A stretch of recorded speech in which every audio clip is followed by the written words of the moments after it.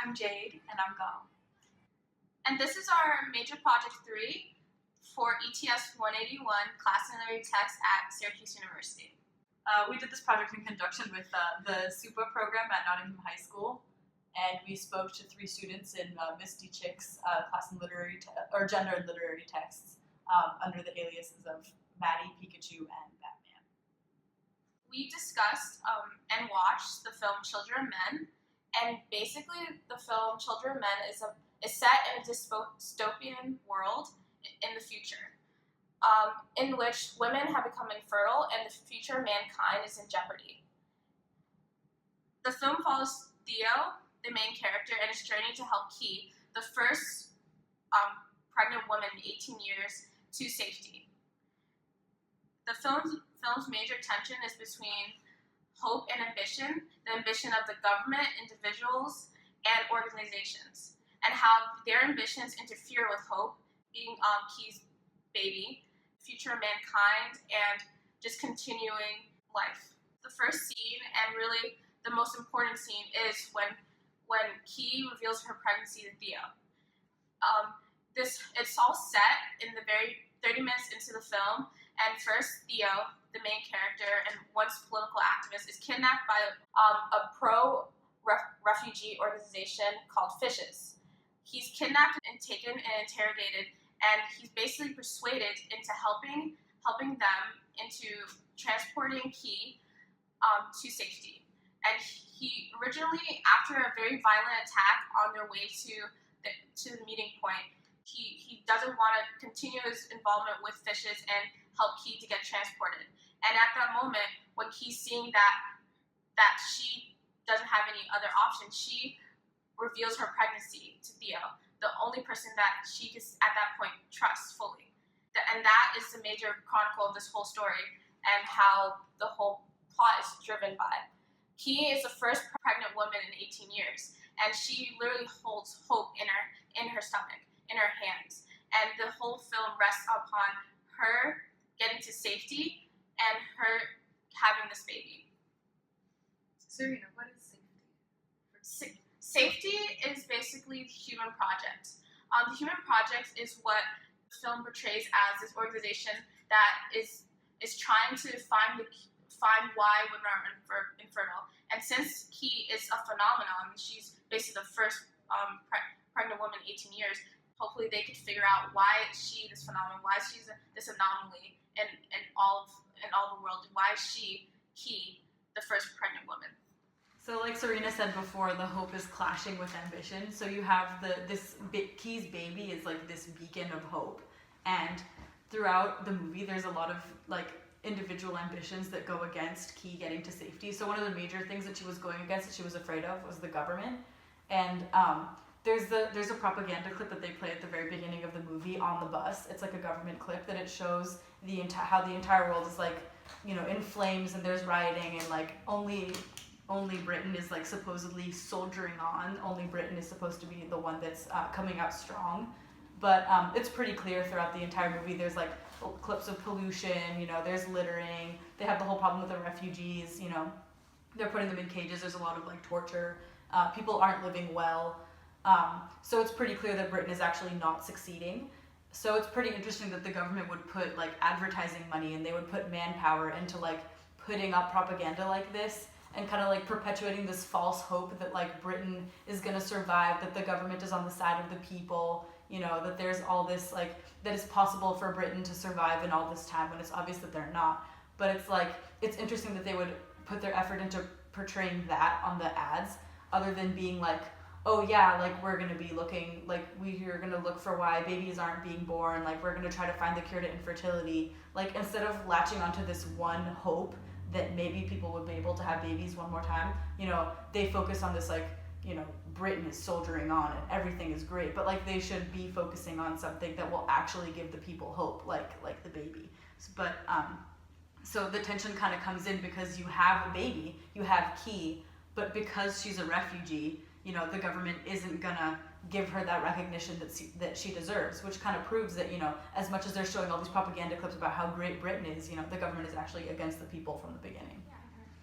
And to go off of what Gal said, where you know, the government isn't going to give credit to Key, who is having the baby. It's because the Fugees are considered less socially to them, because the Fugees aren't part of their society. They're kind of closed in society, where it's not really closed in because they are the last standing nation, and everybody in the world is trying to get in to Britain to be considered people, but Britain is trying to hold their stand, hold their power. To go off of that, there is a terrorist group, what the government calls them, or a group that is trying to stand up for the Fugees. They're called the Fishes. And the Fishes, their main goal is to rise up against the government to prove that Fugees are people, that they deserve a right to be on this earth, to be a part of the last nation, because they have made it this far. Going back to what Serena said when Key reveals her baby to Theo, that the scene is also attached to another scene where the Fishes have a meeting on what to do with Key, and what Key should do with her baby, because things are getting rough. You know, she's entering her last trimester with her baby, and they're trying to decide whether or not Key should be brought to safety, you know, reveal her pregnancy to the government to say, okay, here, take care of this woman, take care of her child, because it is the first baby in 18 years. Or they're debating whether or not they should just try to push on, make their way to the Human Project, and let the Human Project deal with them. Theo wants Key to, you know, reveal her baby, make a statement, say, you know what, I'm a Fugee and I'm having a baby. But many of the other Fishes, they won't even let her have this baby. They're gonna let a posh black woman raise her baby. They're gonna take her baby away. This is showing that Fugees aren't even worth having a child. They're not human enough to have the right to their own baby. And even though this is the first baby, it's so precious, it's so full of hope for, like, this baby is painted as the savior of the world. You know, she's not even given that recognition. They're also saying the government isn't even going to say that the Fugees are humans. What they're going to see this baby, and, you know, it is sarcastically said that Fugees are humans too, but no, they're really not. They're dirt compared to people who are in Britain. But like I said, they're not. They're all humans trying to survive on this worn, torn land we call Earth. The thing I think that's significant about the Fishes is that you have this hope, you have this baby, and then the Fishes, they have, you know, as shown in the whole scene part, like where the car was on fire and then blew up, and then they killed Julian. The Fishes actually paid them off to kill their own leader because they wanted to facilitate their own violent uprising. And then now that they have this baby, it's like they want the baby to be the figurehead of the revolution, so they're taking that hope and they're transforming it to, like, facilitate their own thing. So it's like their own ambition. Yeah, so that's kind of like where the tension is there, because, you know, they're supposed to be this whole, like, altruistic organization that's, like, fighting for the rights of Fugees, but then they have a Fugee with a baby. And if they were really fighting for her rights, they wouldn't try to snatch her baby, you know, kill the person that's trying to get her to safety, and, like, parade the baby as this, like, oh, the revolution is behind this baby. They would want to be supporting her instead of using her for their own good. That makes sense. Yeah, so another ambition that is shown in the movie is Sid. We think that he's going to be this hopeful figure because he is an immigration cop here to help these Fugees out, here to help a woman. He doesn't know what's wrong with this woman, but he just wants to help them out because he has connections to a man named Jasper, who is also Theo's Budman, and he's also Sid's Budman. Well, that hope gets trumped when, you know, he comes into the room where Theo and Key are. Key just had her baby, and he comes over trying to invade Key's space. When he does this, he pulls off the covers off of Key and sees that there's a baby. At first, he doesn't really mention anything about it. He's just like, wow, that's a baby. How am I supposed to react to that? I haven't seen one of these in, like, probably 20 years or so, right? So they're walking out. He's leading them to a boat. He gets them a boat to try to get to this Human Project. But while they're leaving, he starts dropping these hints like, oh, I've seen some things about you guys in the news, like you guys killed a cop. There's a huge reward out for you guys. And then he starts dropping hints like, you know, I want this baby. You know what I could do with you guys if I turn you in? I could get lots of reward for you guys.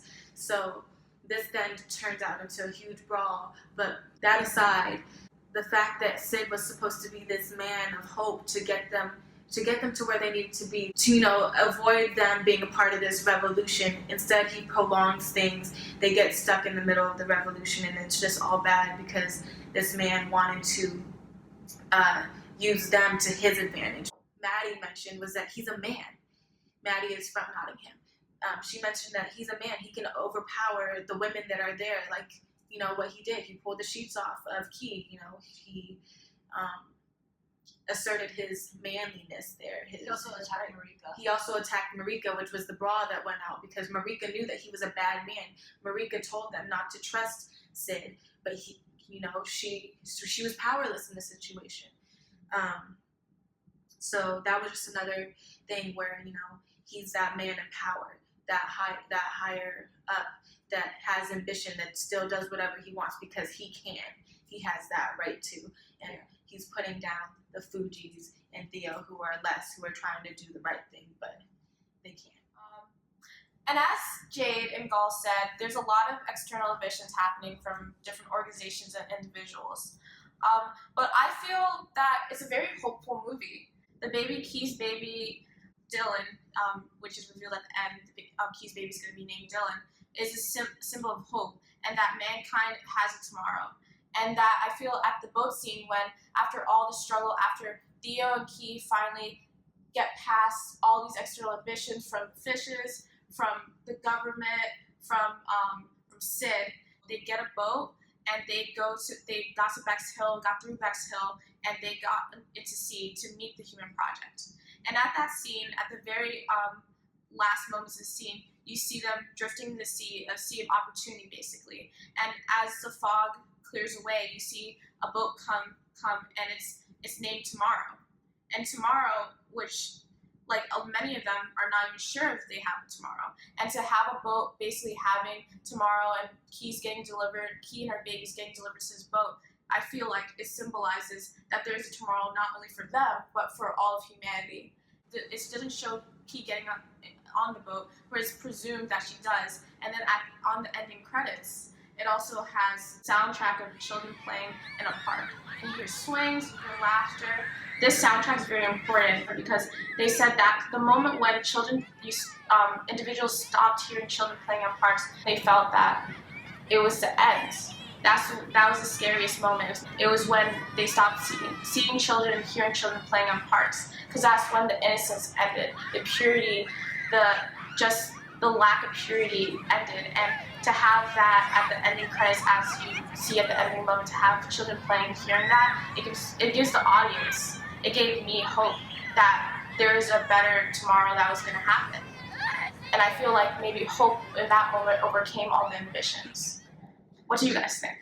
I mean, there was also that other moment towards the end that we all kind of like reacted to in the discussion when that part when they were all fighting, that all of a sudden, once the baby started crying and then people heard the baby crying, they were just like, oh my God, and everybody was in complete shock, and everybody stopped firing. Like, as they were coming down the stairs, the refugees were watching, like as they were walking, and then there's that one officer that tells everybody to stop firing, and then it's just like a complete ceasefire and total silence, and there's just like nothing. And everybody stands together, like you have the officers, and you have the army, and you have the Fugees, and you have the fish, everyone's there all together, and all like the class boundaries, everything between the fishes and the army is like it doesn't matter. Anything between the Fugees and the citizens, it doesn't matter. Nothing matters except that one baby. So I guess I do see how that can show hope, because so Maddie said that within the death they see this new life, and then Batman said that like all the soldiers and the people of authority, like they saw them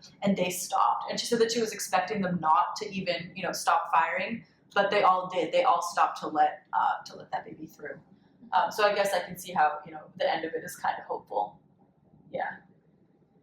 But I think that at the end of it, the ambition still does win out, because the second there's like a little explosion in the top of the window, and then they all immediately turn and they start firing again. So it's like, even though they had this like moment that is like really like emotional, and you have this baby and you're really feeling the hope, like you're feeling it, and then they all just turn and they start to shoot as if nothing happened, and then nobody even looks at them. Like, nobody offers them to because all the people see that they're by themselves, like they don't know where they're going. Like, nobody offers them any help. They just like stare at this baby, and then they start to fire again. So it's just kind of like nobody even goes to help them out. Like they're still on their own. In the end, it's still the ambitions that are at play. Like in the end, you still have the uprising versus the government, and it's just this like the baby doesn't matter in all of that because now that the fishes lost the baby, they still have to they still have to rise up. So it's kind of like it doesn't even matter. They're willing to let the baby go if they can still keep on going with their fight, if they can fulfill their ambition to overthrow the government.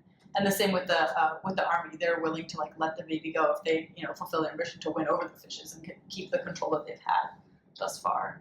So I think it's that. I don't think it's that hopeful. I mean, it's a really grim movie in general. So it's So you think that from the beginning, everybody had their own agendas, regardless of there being a baby? I would say so. Being I born. would say so. Yeah. And we think that this baby is going to be, is going to represent something, but it doesn't matter. People don't want to change their mind. They don't want to change their opinions. If they strongly believe in something, they're going to fight for it to the end, to the death, until they get to prove a point. Regardless if there is a sign of hope, they're all in it for their own selves. Yeah. At the end, the hope is important to everyone, and just get hope in continuing humanity. But these personal ambitions always get the best of each. Whether it's the government, whether it's the fishes, whether it's Sid, it's always getting ahead of continuing humanity because they're always looking out for themselves for their selfish reasons. And that is our conclusion, that ambition overcame hope. And we don't know specifically what the ending of the movie was because that's how the director purposely wanted it to end. He stated that he wanted the end of the movie to feel as if it's the beginning. So you don't know for sure what happened, but in our argument, we believe that ambition overcame hope, unfortunately. And we want to thank you for your time, for watching this video. And thank Nottingham High School for the time that they gave and the help that they gave in this discussion as well.